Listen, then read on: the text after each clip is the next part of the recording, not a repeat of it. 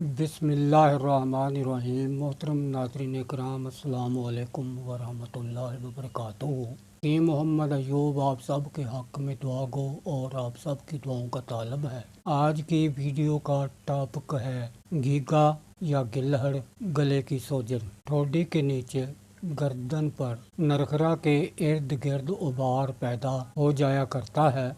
बाज़ मरीजों में मामूली बढ़कर रुक जाता है, मरते दम तक कायम रहता है। बाज़ मरीजों में मुसलसल बढ़ता रहता है। गर्दन का अगला निसफ हिस्सा ठोड़ी से साथ लग जाता है और नीचे वाला हिस्सा सीने पर आकर लग जाता है। नीचे सर झुकाने से कासर हो जाता है। अगर ज्यादा बढ़ जाए, नरखरा पर बोझ पड़ने से सांस में तंगी होती है। जो लोग फौलादी चीजें ज्यादा इस्तेमाल करते हैं, पोटेशियम और आयोडीन की कमी से ये अलामत बन जाती है। क्योंकि खिलत शुदा और तजाबियत, इसड़ या फौलाद के मुरक्कबात की कसरत से ये अलामत बनती है। गोश्त खोरी, केमिकल ग़िज़ाएं और दवाएं, बर्गर, पिज़्ज़े, शवारमे, रेडीमेड खुराक, vegetable oil, flower oil, corn oil, steroid, ममसक अद्विया का कसरत से इस्तेमाल, कार्बन माहौल में रहना,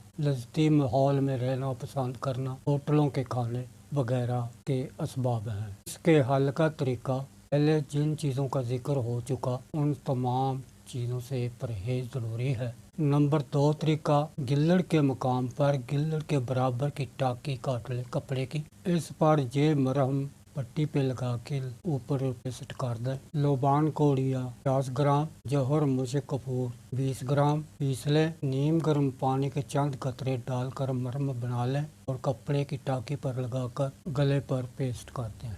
इसे खुद नहीं उतारना, अगर खुदा न खास्ता खुद उतर जाए तो दोबारा लगा दें और पट्टी लगे रहने दें। इसका रोल क्या होगा कि गिल्लड़ को स्केड़ करके उसका मादा खून के अंदर कर देगा, वहाँ से गुर्दे अखराज कर देंगे, गिल्लड़ अपनी हालत पे आ जाएगा। तरीका नंबर 2, ये नुस्खा तरियाके आज़म है गुर्दों को स्केड़ करने के लिए। रस कपूर 5 ग्राम, हड़ताल वर्किया असल 5 ग्राम, छिलका रीठा सोख्ता 50 ग्राम, गंधक आंवला सार 50 ग्राम और मीठा सोडा ICI वालों का 100 ग्राम। इसमें बनाने में एहतियात ये करनी है कि इन तमाम को अच्छी तरह पीस कर कपड़ छान करना ज़रूरी है। ये एहतियात है। इसमें से 4 रत्ती दवाई सुबह, 4 रत्ती दोपहर और 4 रत्ती शाम को मरा इस कावे से। कावा क्या है? गुल केसू, अजमैन देसी, मिर्च स्याह और आग के फूल। इन तमाम को बराबर वजन पीस कर रख लें। इसमें से 2 ग्राम की चाय बनानी है और इसके साथ ये दवाई दें।